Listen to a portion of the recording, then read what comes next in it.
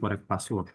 Nah, hal ini bisa dilakukan secara mandiri ya untuk apa namanya membuat password baru. Tadi juga sudah dijelaskan, tinggal diklik lupa password di sini, kemudian masukkan email yang terdaftar di aplikasi registrasinya. Nah, nanti eh, setelah dimasukkan emailnya, kemudian diklik tombol kirim email. Nah, nanti akan ada tautan yang masuk ke dalam email Bapak dan Ibu. Nanti tinggal diklik saja dan dibuat password barunya. Setelah dibuat password barunya, silakan mencoba login lagi dengan password baru tersebut. Nah, ini untuk incorrect uh, passwordnya. Kemudian ada juga terkait uh, unauthorized atau email tidak terdaftar. Nah, ini biasanya memang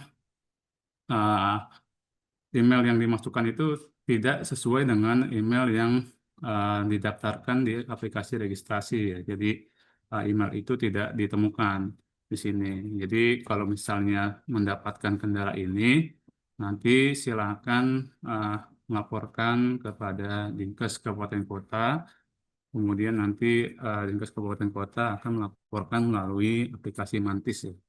Nah, nanti uh, bisa di apa namanya bisa dicek terlebih dahulu juga gitu oleh Dinkes Kabupaten Kota melalui aplikasi registrasi Pasienkes apakah memang emailnya sesuai atau tidak. Biasanya kalau emailnya tidak sesuai nanti akan diinfokan email yang benarnya seperti apa kepada TPMD atau TPMDG. Kemudian kalau misalnya emailnya sudah sesuai dan tetap tidak bisa login dengan unauthorized, biasanya nanti dari Dinkes Kabupaten Kota akan melapor ke aplikasi Mantis ya untuk selanjutnya nanti akan ditindaklanjuti oleh tim kami di Kementerian Kesehatan. Jadi nanti akan diaktifkan kembali atau disesuaikan emailnya, baru nanti Bapak dan Ibu bisa login dengan email tersebut. Nah, kemudian juga tadi ada juga terkait uh, password yang harus diganti pada setiap 3 bulan sekali ya. Jadi nanti Bapak dan Ibu ketika klik login, nah nanti di menu ini yang akan tampil expired password. Nah, kalau expired password sebenarnya Bapak dan Ibu di TPMD atau TPMDG tinggal merubah password saja ya, dan tidak boleh sama passwordnya dengan password-password sebelumnya. Jadi tinggal diikuti saja langkah-langkahnya, kemudian nanti sudah ketika sudah disimpan, silakan login dengan password baru tersebut. Nah, itu 3 hal ya terkait permasalahan pada uh, aplikasi single sign-on yang sebenarnya ada langkah-langkahnya yang bisa ditempuh untuk permasalahan tersebut. Saya coba untuk masuk melalui akun Dami.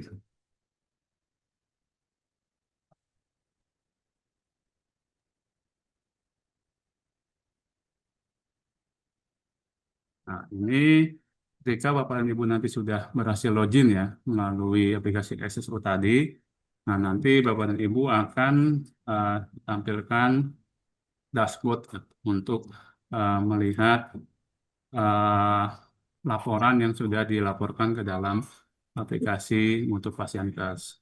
Nah, kemudian ini juga yang tadi sudah disampaikan, di sini ada menu master, baik itu master pasien untuk eh, untuk mengisi nanti di hipertensi untuk TPMD, kemudian kalau misalnya pasien untuk di TPMDG untuk pengisian indikator OHIS. Jadi di sini ditambahkan dulu ya pasiennya, baik itu pasien yang hipertensi ataupun nanti pasien untuk perawatan gigi uh, di login TPMDG. Jadi nanti Bapak Ibu tinggal masukkan nomor rekam medis, kemudian nama lengkap dan tanggal lahirnya dan jenis kelaminnya. Jadi nanti tinggal di klik simpan, kemudian sudah selesai untuk penambahan Ini master pasiennya. kemarin dong, ini gimana? Mama jadi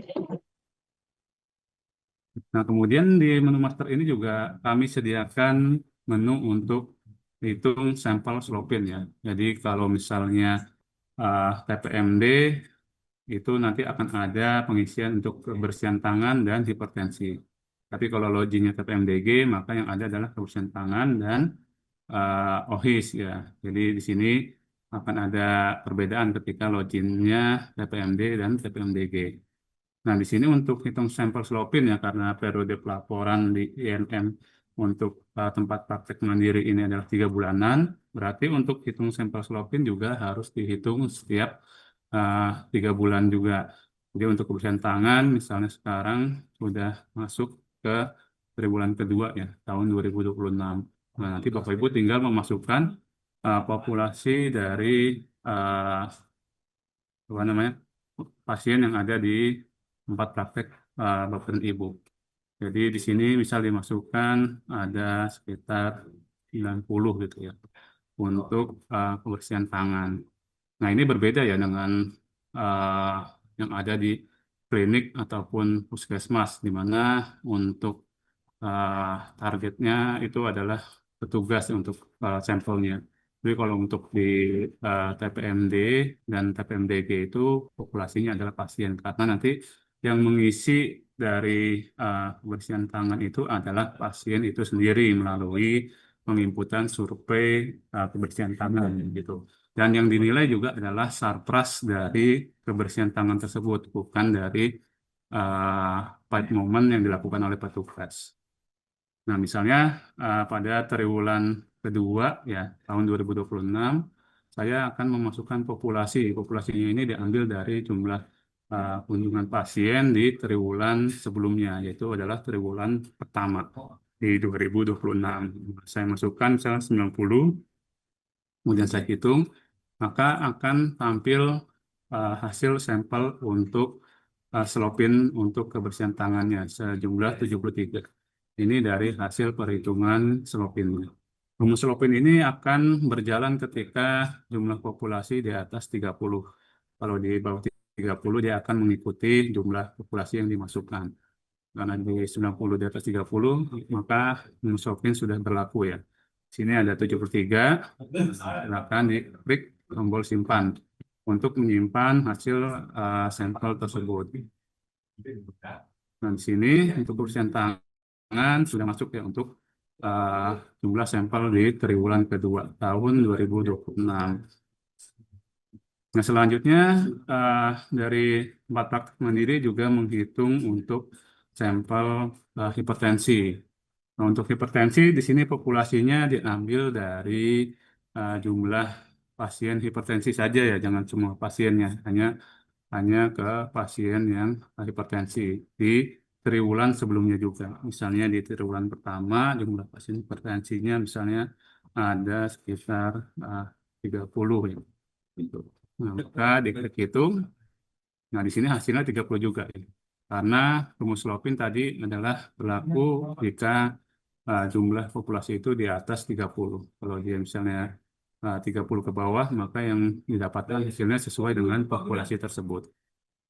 Nah, ini tinggal diklik tombol simpan, kemudian dipastikan untuk data sampel tersebut sudah masuk ke riwayat pengisian sampel. Di sini jumlah 30 untuk hipertensi. Nah, untuk OHIS juga nanti demikian ya. Ketika loginnya dapat MDG, maka nanti pilih indikatornya OHIS, kemudian masukkan populasi pasien di triwulan sebelumnya. Kemudian diklik hitung, dan kemudian diklik tombol simpan gitu. Jadi sama ya untuk proses penghitungan rumus selopinnya. Nah, kemudian kita juga harus menghitung untuk jumlah sampel Morgan ini untuk kebersihan untuk kepuasan pasien ya. Jadi ini untuk kepuasan pasien jadi dihitung untuk sampel Morgannya. Jadi untuk Morgan ini diambil dari tabel Crazy Morgan ya. Jadi memang sudah ditentukan ketika populasinya berapa nanti sampel yang harus dipenuhi berapa. Nah, untuk Morgan ini dihitung setiap uh, 1 semester sekali, berarti 6 bulan sekali harus dihitung untuk sampel Morgan ini. Jadi kalau sekarang masih masuk ke semester pertama, maka nanti akan masuknya untuk Morgan ini untuk populasinya diambil dari semester kedua di tahun sebelumnya, di tahun 2025. Nanti dihitung jumlah pasien keseluruhan ada berapa, semester kedua di 2025, misalnya di sini ada sekitar eh, 300 gitu ya. Maka nanti jumlah sampel yang harus dipenuhi adalah 169. Nah, ini yang harus nanti dipenuhi ketika menginput indikator dari kepuasan pasien ya. Khususnya nanti kan juga pakai QR code ya, jadi eh, memudahkan untuk Bapak Ibu di praktek mandiri untuk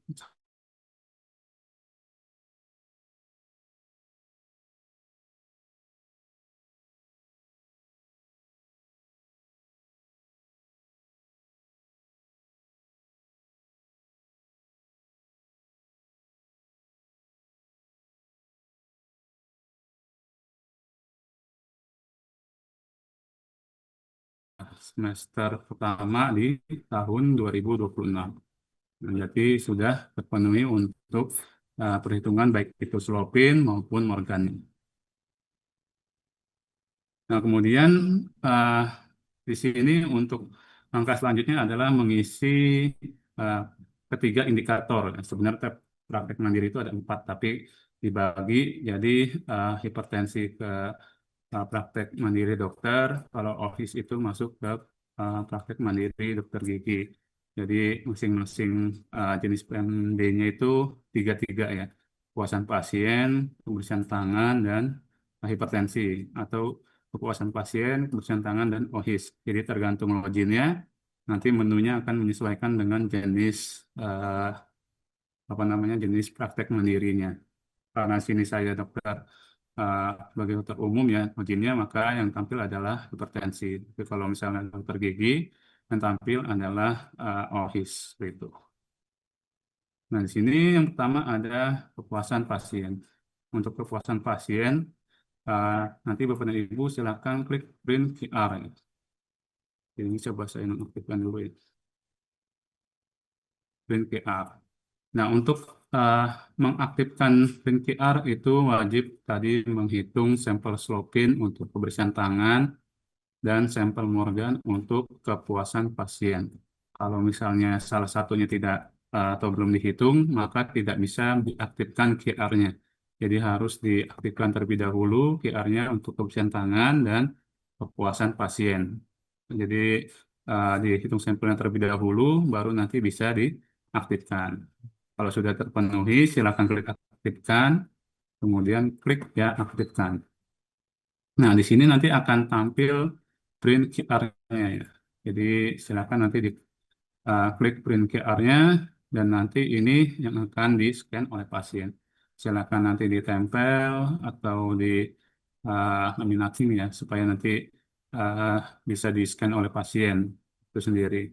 Dan kemudian nanti juga kami di sini juga kami menyediakan link ya untuk Bapak dan Ibu di TPMD atau TPMDG mengcopy link ini dan nanti bisa juga di-forward ke WhatsApp dari pasien tersebut untuk dilakukan pengisian kuesionernya. Itu juga bisa, karena kami menyediakan linknya juga. Nah, kalau dibuka ya untuk link tersebut, maka nanti isinya adalah pertanyaan dari kepuasan pasien dan kebersihan tangan. Nanti di sini dari pasien tersebut akan memilih memilih dan mengisi dari kepuasan pasien dan kebersihan tangannya. Ini sini.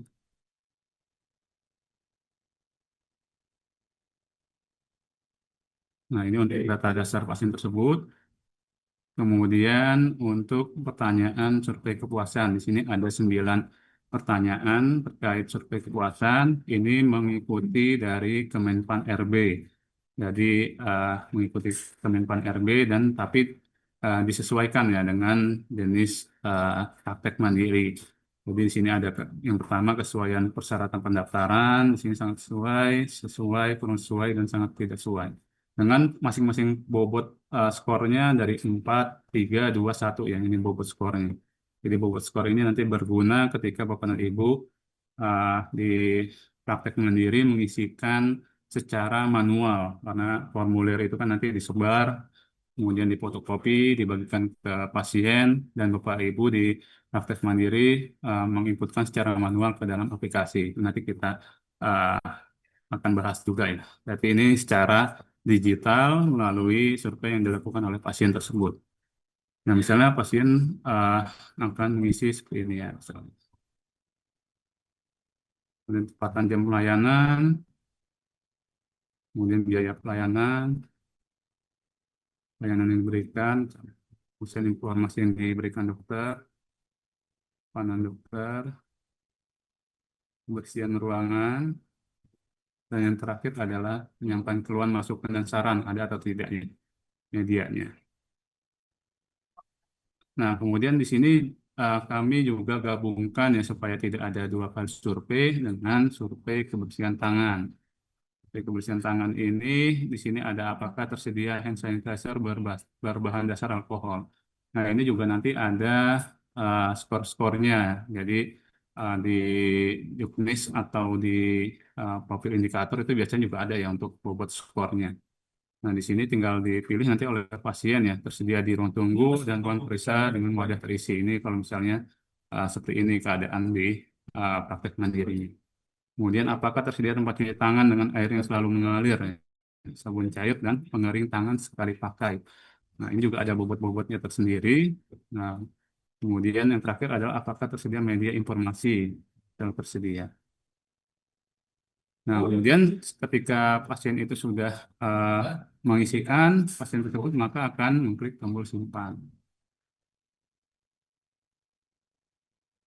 Nah, seperti ini ya. Jadi eh, pasien tersebut sudah melakukan pengisian kuesionernya. Nah, nanti Bapak dan Ibu di praktek mandiri tinggal melihat aliran datanya. Gitu. Jadi nanti bisa diklik kepuasan pasien, kemudian input kepuasan pasien. Maka nanti akan ada untuk uh, apa namanya kuesioner yang tadi sudah diisi oleh pasien, aliran data sudah masuk di sini ya dengan nomor responden, kemudian jenis kelamin dan usianya, dan kemudian dari pertanyaan nomor 1 sampai pertanyaan nomor 9. Nah, di sini nanti ada ya untuk uh, data yang sudah diisi oleh pasien tersebut. Jadi bisa dilihat oleh Bapak Ibu di praktek mandiri.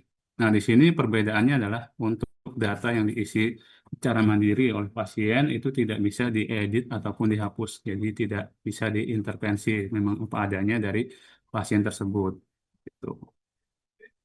Nah, kemudian untuk pengisian secara manual ya, di sini kami juga menyediakan. Ini juga pada saat kami turun ke lapangan waktu itu memang banyak kendala terkait pengisian yang dilakukan secara otomatis oleh pasien. Nah, jadi kami sediakan pengisian secara manual, di mana nanti Bapak Ibu di praktik mandiri mendownload formulir survei kepuasan dan kebersihan tangan ini ya, yang kami sudah disediakan di menunya. Nanti silakan di print, kemudian di fotokopi ya, supaya bisa digandakan, kemudian disebarkan ke pasien tersebut sesuai dengan periode surveinya.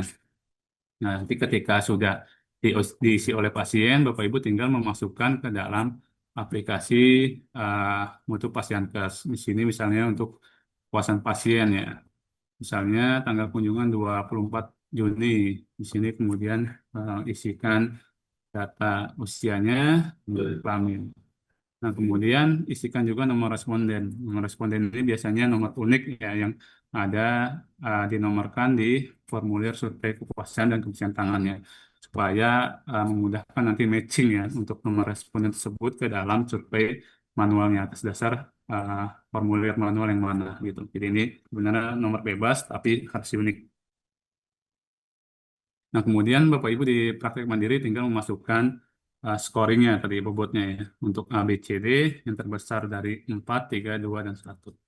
Kalau dimasukkan misalnya 5 di sini, maka sistem akan menolak secara otomatis.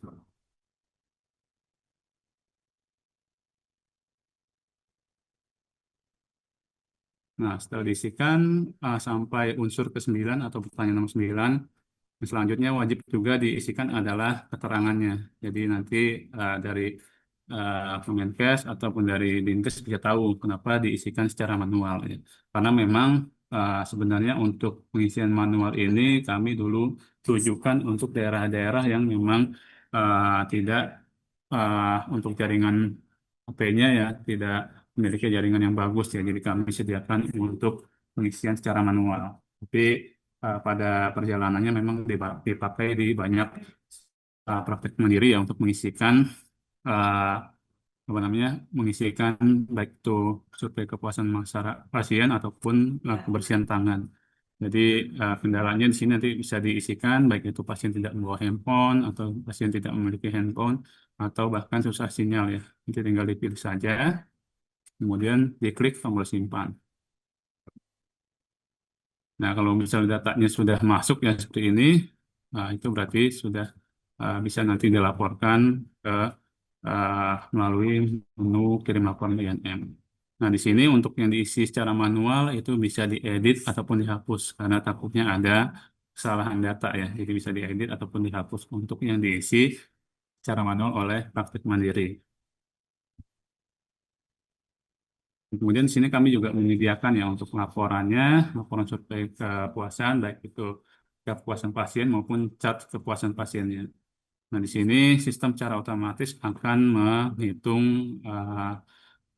dari capaian yang telah dapatkan untuk kepuasan pasiennya. Kan untuk targetnya 76,60 kalau tidak salah ya. Ini uh, akan terlihat apakah sudah mencapai target atau belum.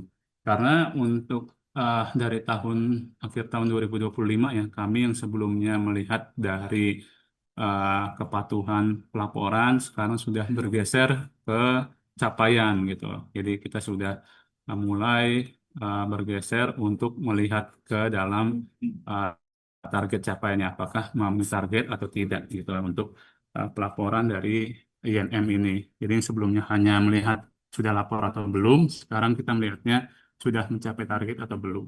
Sudah mulai ke situ yang untuk melihat laporannya. Nah, ini untuk laporan dari kepuasan pasien, untuk indikator kepuasan pasien. Kita lanjut ke indikator kebersihan tangan. Di sini sama sebenarnya untuk indikator kepuasan pasien dan kebersihan tangan. Print QR juga nanti halamannya juga sama.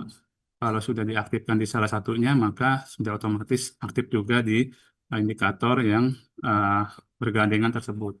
Jadi satu satu QR tadi untuk dua indikator. Kalau sudah diaktifkan di salah satunya, maka yang satu juga aktif gitu. Dan kemudian kalau pasien tadi sudah mengisikan kuesionernya, maka aliran data untuk kebersihan tangan juga sudah otomatis masuk juga. Di sini di kebersihan tangan, kemudian input kebersihan tangan, nah ini datanya juga otomatis masuk juga ya ke dalam uh, indikator kebersihan tangan karena memang satu survei untuk dua indikator. Dan sama seperti kepuasan pasien, untuk aksi edit dan hapus yang di scan melalui handphone pasien atau diisi oleh pasien itu tidak bisa diintervensi, baik edit ataupun hapus. Jadi hanya yang diisikan secara manual yang bisa diedit ataupun hapus. Nah, kemudian untuk pengisian secara manual juga sama juga ya. Kami juga menggandeng formulir tersebut, baik itu kebersihan tangan dan kepuasan pasien itu di dalam satu formulir manual juga di form survei kepuasan dan kebersihan tangan. Nah, ini juga nanti di-download. Itu juga sekali print itu untuk dua indikator juga yang diisikan oleh pasien. Nah, untuk nomor indikatornya, nomor respondennya ini juga mungkin sama ya mungkin. Nah, karena satu uh, form survei untuk dua indikator. Nah, yang membedakan adalah pengisian dari unsur atau pertanyaannya. Untuk unsur nomor satu ini hanya dibolehkan mengisi skor 0, 5, 10, 20, dan 30. Ini berarti yang tertinggi 30, yang bawahnya 20 tadi kan ya, sesuai dengan jawabannya. Nah, ini hanya ini yang bisa diisikan untuk skor dari pertanyaan nomor satu. Misalnya kita isi 30. Nah, untuk yang unsur kedua atau pertanyaan nomor dua, ini juga seperti ini. Jadi ada bobot skor masing-masing sesuai dengan profil indikatornya. Ada 0, 15, 30, dan 50.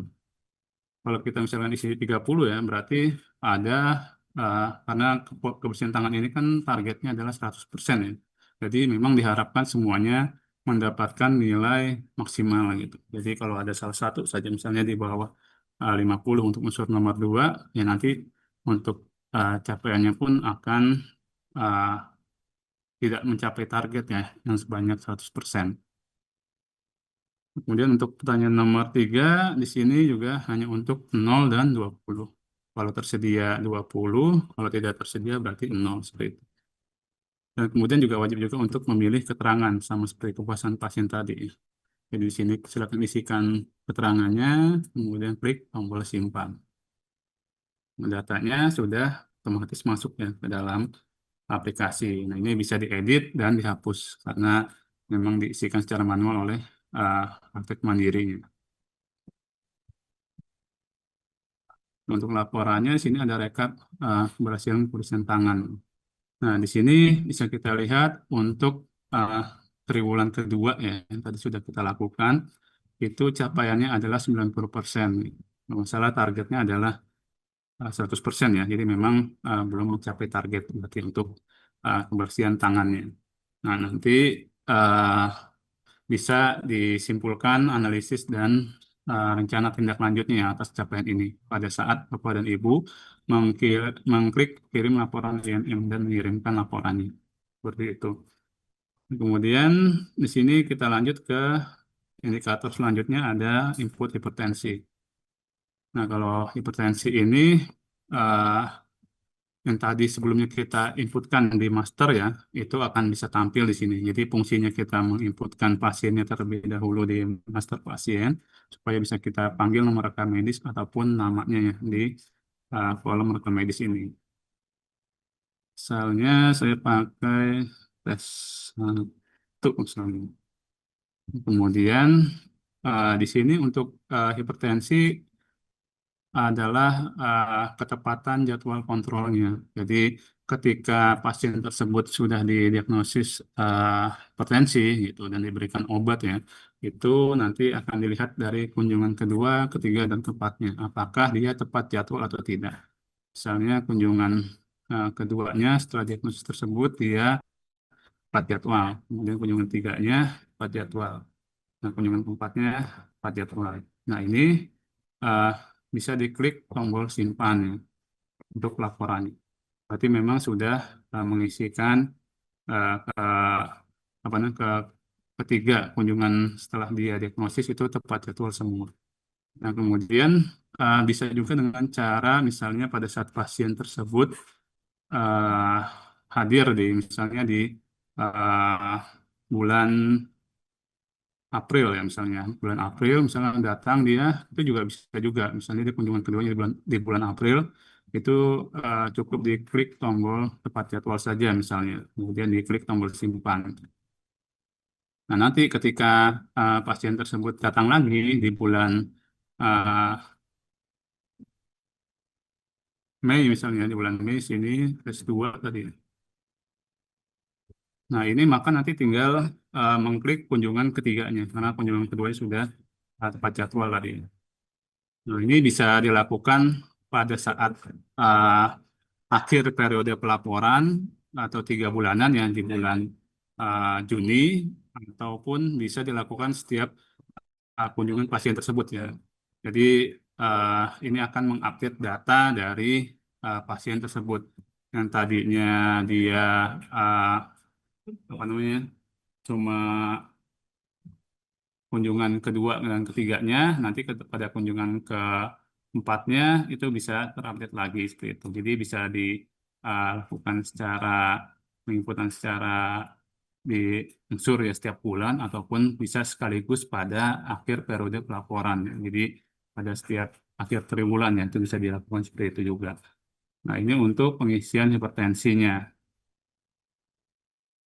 Misalnya tadi untuk pasien tes 2 ya, kemudian kita masukkan kembali pada kunjungan keempat gitu.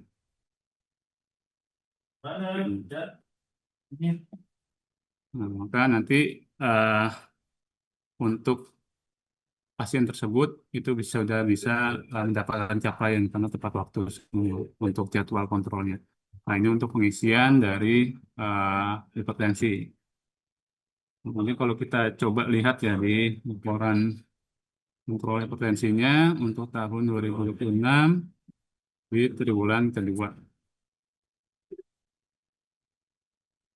Nah, di sini maka akan masuk ya data yang tadi, baik itu data yang diinputkan setiap bulannya maupun data yang diinputkan secara langsung di akhir triwulan. Jadi kalau ada salah satu saja yang tidak tepat waktu, maka nanti kesimpulannya adalah tidak patuh dan berarti tidak mendapatkan capaian. Seperti itu. Kalau nggak salah ini targetnya 90% ya.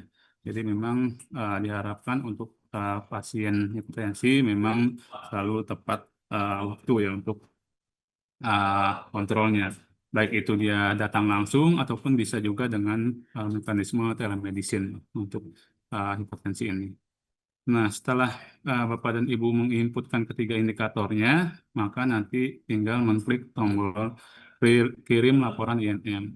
Nah, di sini puncak laporan Bapak dan Ibu ya setiap triwulannya.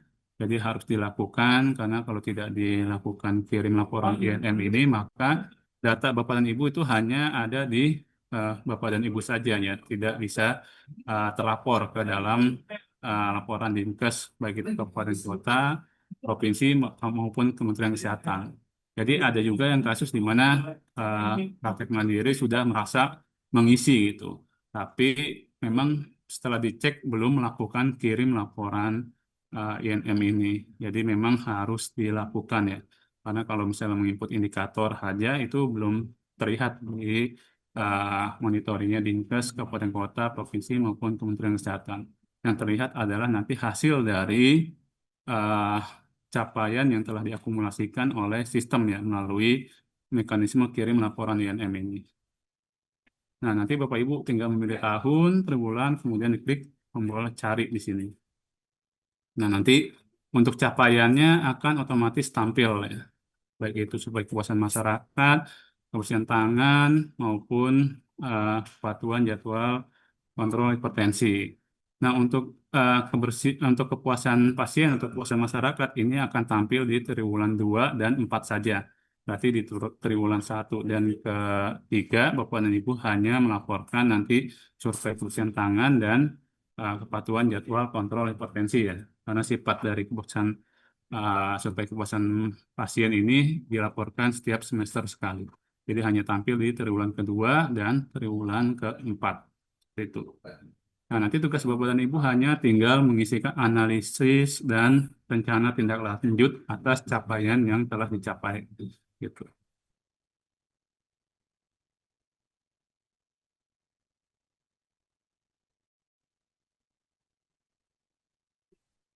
Kalau seperti ini ya, untuk analisisnya, cara tindak lanjutnya sangat akan ditingkatkan.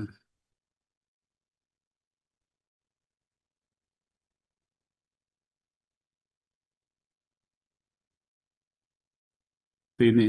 Nah, lebih bagus lagi misalnya analisis dan rencana tindak lanjut ini secara komprehensif ya. Jadi benar-benar secara detail, apalagi untuk capaian yang di bawah targetnya itu harus diisikan secara detail dan juga komprehensif supaya nanti dari Dinkes ataupun Kementerian Kesehatan akan tahu permasalahan yang dihadapi ini sebenarnya apa gitu. Itu dari rencana tindak lanjut dan analisis dari uh, praktek mandiri yang telah diisikan pada saat kirim laporan per triwulan ini.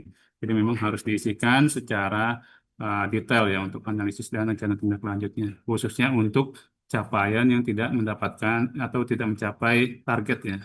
Seperti itu. Saya coba tes doang aja. Kemudian untuk patuhan jadwal kontrol kompetensi juga demikian ya. Jadi nanti diisikannya harus secara detail. Ini cuma tes saja. Nah, kemudian setelah diisikan semuanya baru klik tombol kirim. Nah, setelah diklik tombol kirim di sini, maka laporannya sudah masuk ke dalam monitoringnya di Dinkes, baik itu kabupaten kota, provinsi maupun Kementerian Kesehatan.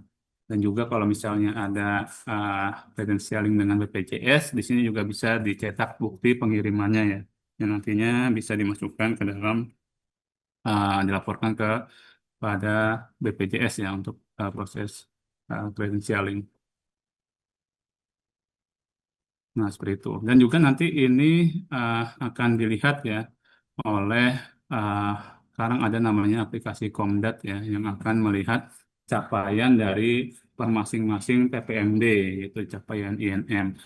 Jadi untuk pengisian diharapkan memang sudah tepat waktu, kemudian juga diperhatikan kembali untuk capaiannya, karena memang nantinya juga kalau untuk sekarang mungkin memang sudah kami uh, masih buka ya, tapi nanti kemungkinan ya karena aplikasi Komdat ini akan menarik laporan ini setiap periodik, maka nanti akan ada proses penutupan gitu. Seperti halnya yang terjadi di rumah sakit itu sudah tidak bisa melaporkan ketika memang sudah lewat periode laporan. Jadi diharapkan untuk uh, praktek mandiri ya, untuk nantinya tidak supaya proses akreditasinya tidak bermasalah, ini harus sudah mulai untuk pengisiannya tepat waktu ya, sesuai dengan periodenya supaya nanti proses aplikasinya juga bisa berjalan dengan baik seperti itu. Nah, ini untuk laporan dari INM dan juga mungkin ini juga ya.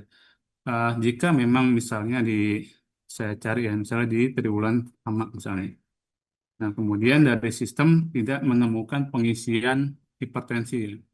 Nah, berarti ini ada dua kemungkinan. Apakah memang tidak diinputkan indikator hipertensinya atau memang tidak ada pasien hipertensi di praktek mandiri tersebut. Maka di sini kami ada mekanisme untuk checklist untuk tidak ada pasien hipertensi. Ya, jadi nanti tetap terhitung mendapatkan capaian, tapi memang tidak ada karena tidak ada pasien hipertensinya seperti itu. Tapi nanti akan terlihat oleh Dinkes juga gitu. Jadi eh, jangan jangan sampai pasiennya banyak gitu, pasien hipertensinya ada, tapi menceklis tidak ada pasien hipertensi karena uh, malas untuk menginput indikatornya. Nah, nanti dari Dinkes bisa melihat tuh mana saja yang memang praktek mandiri menceklis tidak ada pasien hipertensi ataupun OHIS ya, OHIS juga ada juga ya. Nah, nanti bisa terlihat, dia akan terlihat merah hanya untuk pledging saja untuk memperlihatkan apakah memang dari praktek mandiri tersebut memang tidak ada pasien hipertensi ataupun OHIS-nya. Nah, seperti itu. Jadi ini uh, mekanisme untuk praktek mandiri yang benar-benar memang sedang tidak ada pasien hipertensi pada saat periode pelaporan tersebut saja. Seperti itu. Nah, untuk OHIS, coba kita masuk ke dalam login MDG.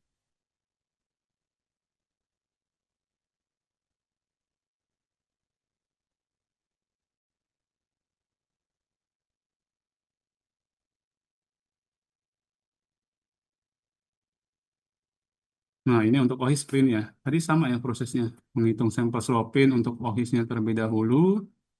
Misalnya hanya 10 gitu untuk OHIS-nya. Dihitung, kemudian diklik tombol simpan. Nah, seperti ini. Nah, kemudian masuk proses indikator yang lainnya sama ya. Mengaktifkan PR untuk kepuasan pasien dan kebersihan tangan. Dan kemudian mengisikan OHIS-nya. Seperti ini. Nah, ini untuk OHIS di sini eh, tinggal memasukkan nomor rekam medisnya, kemudian nanti tinggal mengisikan debridement index dan calculus indeksnya. Nah, ini mungkin ada pembaruan ya di kami ini ada untuk giginya, menyatakan gigi atas dan gigi bawah. Kalau misalnya diklik eh, 3 kali, misalnya ini sampai berwarna merah ya, berarti kan memang giginya banyak variasinya ya. Kemudian uh, kalau misalnya mau mengedit juga tinggal diklik lagi aja, maka dia akan tampil blank lagi ya. Tinggal diklik misalnya 2 kali, maka akan tampil yang kedua.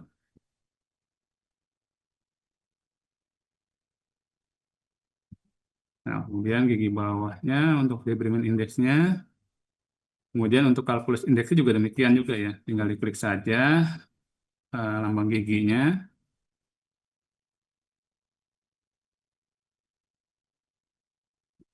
Nah, seperti ini. Nah, untuk proses dari pergantian misalnya gigi atas gigi bawah itu mungkin ada di juknis indikator yang sudah disampaikan mungkin ya dari pemateri tadi pagi. Nah, ini seperti ini tinggal klik tombol simpan. Nah, kemudian untuk OHIS ini harus minimal itu adalah 2 kunjungan untuk pasien tersebut. Karena nanti prosesnya akan membandingkan kunjungan pertama dan kunjungan terakhir. Minimal 2 kunjungan. Kalau hanya satu kunjungan ya pada pasien tersebut, maka masuk kriteria eksklusi ya, tidak perlu dimasukkan ke dalam aplikasi. Gitu. Jadi yang dimasukkan ke aplikasi adalah pasien yang sudah kunjung minimal adalah 2 kali ya. Karena nanti sini ada proses pembandingan antara kunjungan pertama dengan kunjungan selanjutnya pada periode pelaporan per triwulan. Nah, kemudian uh, untuk kunjungan selanjutnya ya kita coba lagi tadi tes pasien PND. Di sini untuk debridement indeksnya misalnya sudah masih sama lah. Kemudian ini masih sama. Kemudian ini berkurang 1 misalnya. Ini berkurang.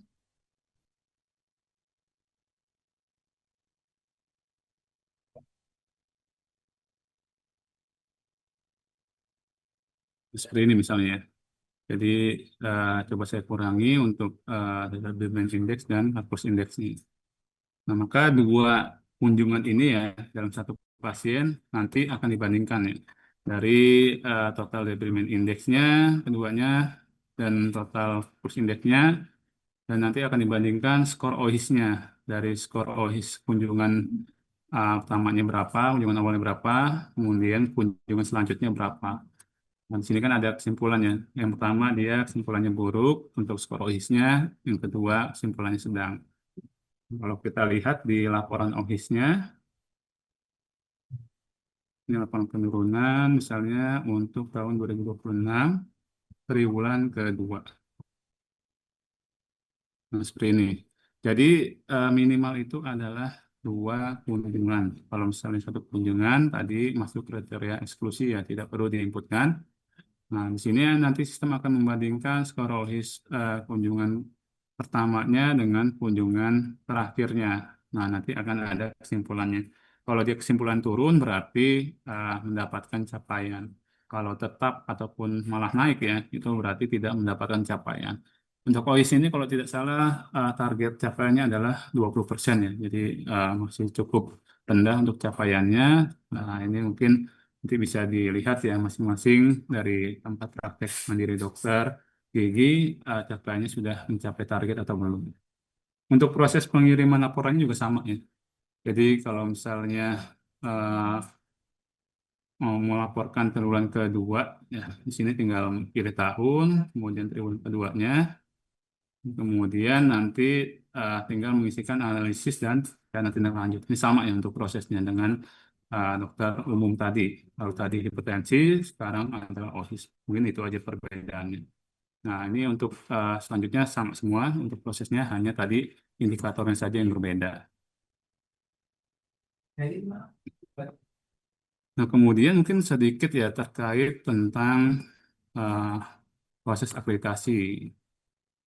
Nah, di sini untuk proses akreditasi ya, walaupun ini misalnya memang masih ditutup ya, mungkin saya sampaikan sekilas saja untuk proses akreditasi. Memang di sini nanti akan menunggu dari Keskrincon untuk teknisnya dan nanti baru diaktifkan ketika memang sudah resmi diputuskan untuk proses akreditasinya akan dijalankan. Nah, di sini nanti untuk proses akreditasi melalui aplikasi Rekpaskes ya. Jadi hanya menggunakan aplikasi Rekpaskes, kemudian data INN tadi hanya untuk pendukung dari proses akreditasi ini. Jadi untuk pengusulannya nanti ada di aplikasi Rekpaskes. Ini nanti Bapak dan Ibu tinggal menambahkan usulan. Ini sudah sistem ini.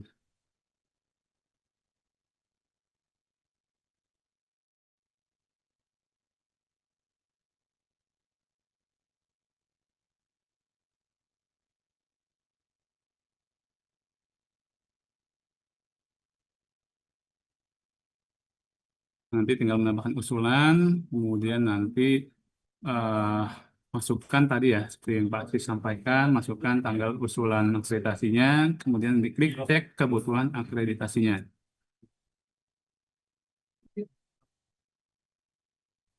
Nah, kemudian di sini nanti akan dilihat nih, apakah persyaratan-persyaratan yang diperlukan untuk akreditasinya itu sudah sesuai atau belum. Nah, nanti di sini akan ada nilai ada dan tidak. Ya, tadi sesuai dengan nilai disampaikan oleh Pasis. Nanti proses akreditasi baru bisa diajukan jika keterangannya ada semuanya, kecuali untuk yang poin hipertensi ataupun NOHIS itu mengikuti jenis dari praktek mandirinya. Kalau misalnya praktek mandirinya dokter umum ya berarti hipertensi harus ada gitu. Tapi kalau misalnya uh, dokter praktek mandiri dokter gigi ya OIS yang harus ada, hipertensinya tidak tidak ini ya tidak dipermasalahkan gitu. Jadi memang seperti itu saja perbedaannya, dan nanti semua akan harus ada semua ya, baru nanti akan ada tombol untuk ajukan usulan akreditasi seperti itu. Jadi ke semua data ini dan nanti ditambah data dari INM itu akan dicek oleh verifikatornya apakah memang sudah sesuai atau belum. Jadi dipastikan sebelum mengajukan usulan itu semua dipastikan terlebih dahulu ya data-datanya. Kalau memangnya sudah sesuai. Kalau misalnya nanti ada data yang tidak sesuai, misalnya SPO pendaftaran diuploadnya data selain SPO pendaftaran gitu, itu nanti akan eh, mengganggu proses akreditasinya. Jadi memang harus sesuai semua datanya. Karena nanti setiap data, setiap dokumen ini akan dilihat untuk divalidasi atau tidak. Kalau misalnya nanti ditolak proses akreditasinya, nanti akan tampil juga di email Bapak dan Ibu ditolak karena apa. Kalau diterima proses akreditasinya juga nanti akan ada juga di emailnya. Kalau misalnya proses akreditasinya diterima dan nanti tinggal menunggu proses untuk mendapatkan sertifikat akreditasi. Seperti itu. Nah, ini nanti semua akan dicek satu persatu oleh tim validasi di Kementerian Kesehatan. Dan nanti eh, dari data ini yang akan divalidasi oleh Kementerian Kesehatan. Seperti itu. Jadi saya tunjukkan sekilas ya.